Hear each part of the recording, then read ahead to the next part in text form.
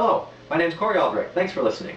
As chairman of the Augustana Republicans, I would like to address some of the expressed concerns regarding the potential appearance of Ben Shapiro on campus.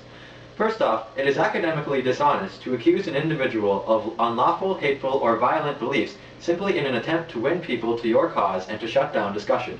These character assaults are the bread and butter of fascists and bigots. Now, I don't believe people on campus, or in general, are fascists or bigots. But we draw dangerously near there when we create an us versus them argument in which those with a differing belief are labeled as hateful. Instead, we must hold ourselves and each other to a higher standard of learning, listening, and communication. The most common left argument against people on the right is you're mean, you're nasty, you're cruel, you're bad. It's not an argument, it's a character attack. By me getting aggressive, that basically says to the left, okay, back off, we're not going to make character attacks on each other because we can do it all day. Now we can have a discussion.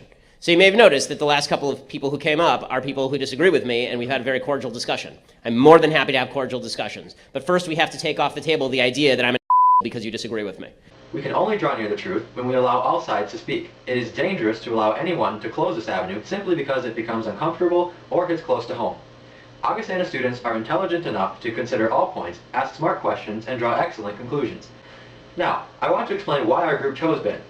We were looking to bring a conservative speaker to campus who could be an author, academic, media personality, or politician. There are many possible politicians, but we didn't want it to be a campaign speech.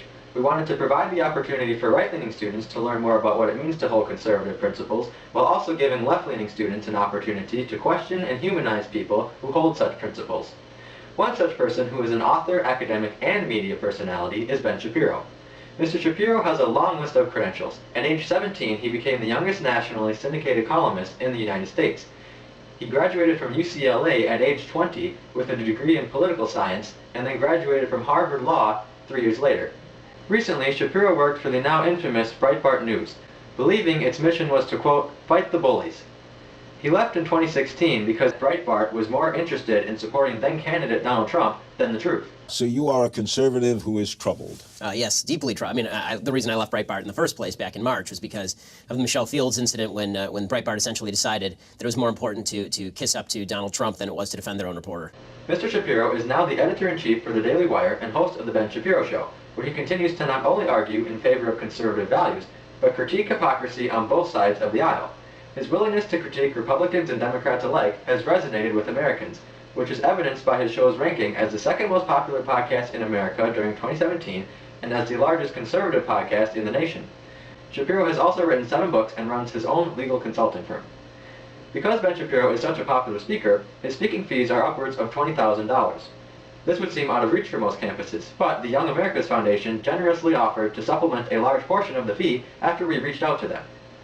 All Yaf asked in return was that we petition the university to do its part in financing such a large fee. We entered the ASA allotment process with hopes of receiving 25% of the fee. Instead, they voted to allocate $3,000 for the event, and this amount is on par with previous requests made by student organizations for large events or trips. This was not a greedy money grab. As a club, we are using all of our saved funds and have also received generous outside support. In addition, we offered our full support to the Augie Dems in seeking the same amount of ASA funding for a speaker of their choice, were the roles reversed. Unfortunately, they turned us down and instead sought to ban Mr. Shapiro from speaking by helping to circulate a petition filled with falsehoods. I do find it sort of amazing, by the way, that the left is so afraid of open conversation that they scheduled an event at the exact same time. And I think that they should totally have their event, and they should have their event yelling at me and all of that. That's great. But I would prefer that they actually come to this event, and then they can ask questions, because when we have the Q&A session, I have one simple rule. If you disagree with me, you raise your hand and you go to the front of the line. I would like to make clear that our club intends this to be an event for all members of the Augustana community who are interested in learning more about conservatism. This is not an attempt to stir the pot or demonize those on the left. Mr. Shapiro has never advocated violence based on race, ethnicity, gender, or creed. Instead, he advocates logical and informed discussion in search of either common ground or the truth. While not everything Ben says is controversial, in light of the petition's claims about Ben's views on certain controversial topics, we feel the need to give you Mr. Shapiro's real positions on these issues. On the president. President Trump is not a conservative, nor given a free pass. He needs to do a better job. The other thing that could happen that's a problem is if people start buying into bad policy just because Trump says it. Again, if we don't stand by our principles, the idea here is that if you abandon principles for victory, you're not going to end up with long-term victory or with principles. Now it's time for him to perform. I don't think the best way to make him perform is to cheerlead him insistently, even when he does things that are wrong. I think the best way for the conservative movement to protect itself and to promulgate its beliefs is to call him out as they would any other human being when he is wrong and cheer him vigorously when he is right. On race relations, racism is evil and should be identified and fought against, but it is not the sole or even largest cause of socioeconomic status.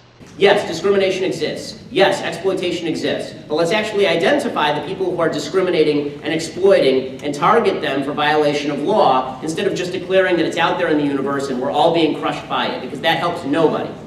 I'm not saying individuals don't exist inside departments. I'm sure that there are some cops who are racist. Yeah. The question is, how do we fight racism? When we say institutional racism, the problem is there's no way for me to fight that with you because it's too vague. My problem is that when people say institutional racism, it seems to me a broad rubric under which they can subsume all complaints about American society or the cops. So you'll have situations where a black guy gets shot by the cops, and the first reaction is not, was the cop incompetent? It was the cop had to be racist because there's a white cop and a black guy. Okay, so that's an institution that has racism. That's not the same thing as arguing there's institutional racism in the United States as a general rule, because that suggests that America is generally racist, which is something with which I disagree. On the First Amendment, hate speech is a blanket term that is used to shut down uncomfortable speech. Only speech that incites violence or libel is indefensible. You say hate speech is not free speech. It depends how you define hate speech. The only speech that is not free speech is speech that overtly defends or pushes violence. Specifically, speech that is generating violence, right? That's the only type of speech that's not hate speech. If I say things you don't like, that's not hate speech. And if you think that it is hate speech, you're a fascist. On modern gender theory, the potential ramifications of suggesting a man can become a woman and vice versa are repressive and ignore reality. The idea that sex or gender are malleable is not true. Okay, and I'm not denying your humanity if you're a transgender person. I am saying that you are not the sex to which you claim to be. You're still a human being, and you're a human being with an issue that I wish you Godspeed in dealing with in whatever way you see fit. But if you are going to dictate to me that I'm supposed to pretend that men are women and women are men, no. My answer is no. I'm not going to modify basic biology because it threatens your subjective sense of what you are. It's not a matter of open-minded and accepting. I want them to get treatment that they see fit, but that's not involving me. The idea behind the transgender movement as a civil rights movement is the idea that all of their problems would just go away if I would pretend that they were the sex to which they claim membership. That's nonsense. The transgender suicide rate is 40%. According to the Anderson School at UCLA, it makes no difference, statistically speaking, as to whether people recognize you as a transgender person or not, which suggests there's a very high comorbidity between transgenderism, whatever that mental state may be, and suicidality. The normal suicide rate across the United States is 4%. The idea that 36% more transgender people are committing suicide because people are mean to them is ridiculous. It's not true, and it's not backed by any science that anyone can cite. On Islam, radical Islam, not Islam itself, is evil. Many Islamic republics allow fewer rights and freedoms to their citizens than other nations. And we shouldn't paint, of course, all Muslims with the brush of this terrorist. That's silly. It is also worth noting that the Islamophobia narrative is a way to shut down debate. It's a way for people to simply suggest that you can't have real questions about how radical Islam works, about the ideology of radical Islam, whether it's promoting violence. You just shout Islamophobia, and that ends the conversation. Fear of radical Islam is perfectly rational, given the record of radical Islam around the world, to women, to gays, to people of civilized nations, everywhere, to Jews, to Christians. Radical Islam is an evil ideology.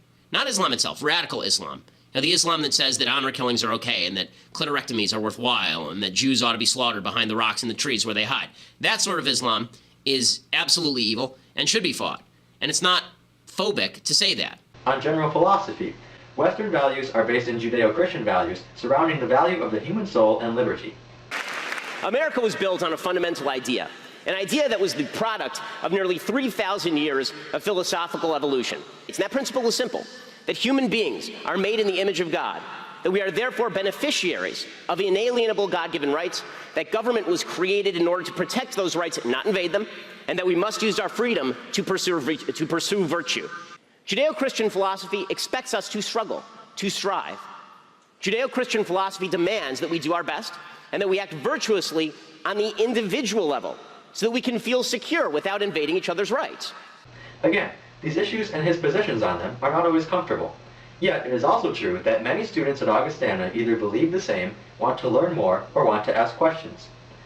As a club, our members also have differing viewpoints, and we are not endorsing everything Mr. Shapiro has ever said, but we believe everyone can benefit from being challenged. When we are challenged, we either learn something new and adjust our views accordingly, or we come away stronger in defending our views. No matter your political affiliation, or if you even have one, it is important to be informed for the sake of our democracy. As the Washington Post says, democracy dies in darkness. Please join us in supporting this great opportunity, and then in the audience if Ben comes. Thank you for listening.